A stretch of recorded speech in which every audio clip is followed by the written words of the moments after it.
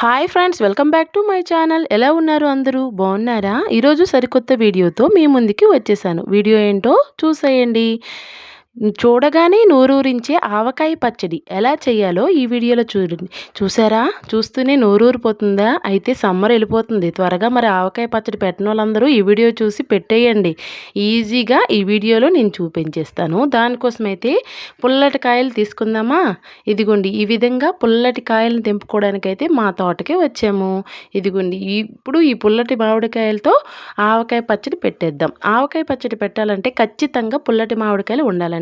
ఈ పుల్లటి మామిడికాయలన్నీ శుభ్రంగా కడిగి తుడిచి ఈ విధంగా ముక్కలు కట్ చేసుకోవాలి. మా అమ్మ ముక్కలు కట్ చేస్తుంది. ఇలా కట్ చేసుకున్న తర్వాత పైన ఉన్న తొక్కు ఏమైనా ఉంటే ఇంకా పిక్కలు ఇవన్నీ కూడా తీసి శుభ్రంగా ఒక పక్కన పెట్టుకోవాలి. దీనికోసం అయితే మనం పీనట్ ఆయిల్ వాడుకోవాలి. అప్పుడే టేస్ట్ చాలా బాగుంటుంది. ఇదిగోండి, నేనైతే ఉప్పు కారం ఇవన్నీ కూడా పక్క పక్కనే పెట్టుకున్నాను. వేగంగా దొరుకుతాయి కదా. ఇప్పుడు నేను కొలతలు చెప్తాను. ఒక 5 గిన్నెలు అనుకో, ఇదే గిన్నెతో 5 గిన్నెల పుల్ల మామిడికాయ ముక్కలను తీసుకోవాలి. దానికి కొలతల్లో నేను ఇప్పుడు చెప్తాను అనమాట. 5 గిన్నెలు పుల్లటి మామిడికాయలను తీసుకొని మనం ముందుగా ఉంచుకున్న ఆయిల్లో ఆ మామిడికాయ ముక్కల్ని డిప్ చేసుకొని ఒక డబ్బాలో లేకపోతే ఎందులైనా మీకు వీలైనట్లు కలుపుకోండి. ఈ విధంగా డిప్ చేసి ఆ డబ్బాలో వేసుకోవాలండి.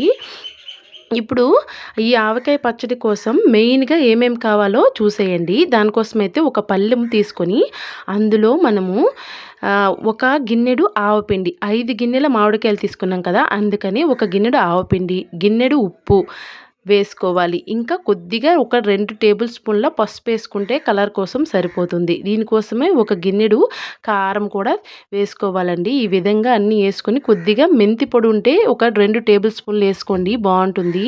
ఇప్పుడు మనం ముందుగా ఉంచుకున్న ఆ మామిడికాయ ముక్కల్లో ఈ ఉప్పు కారం ఇవన్నీ కూడా వేసి బాగా కలుపుకోవాలి.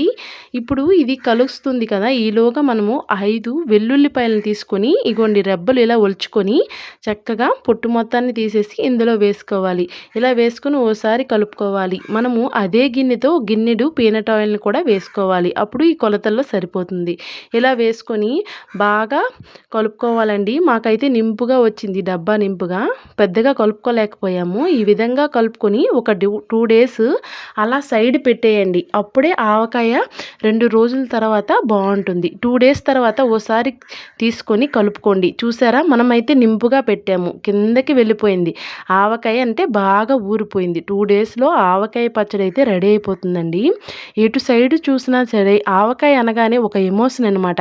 సమ్మర్ వచ్చిందంటే చాలు ఆవకాయ పచ్చడి పెట్టాల్సిందే. ఇదిగోండి, ఎంతో రుచికరమైన టేస్టీ అయిన ఆవకాయ పచ్చడి అయితే సింపుల్గా ఈ విధంగా చేసుకోవచ్చు. చూసారా ఫ్రెండ్స్, ఎంత సింపుల్గా చేశానో. వీడియో నచ్చితే మాత్రం లాస్ట్లో లైక్ చేసి మన ఛానల్ని సబ్స్క్రైబ్ చేసుకోండి. ఇంతే ఫ్రెండ్స్, వీడియో నచ్చితే లైక్ చేయడం మర్చిపోకండి. బాయ్.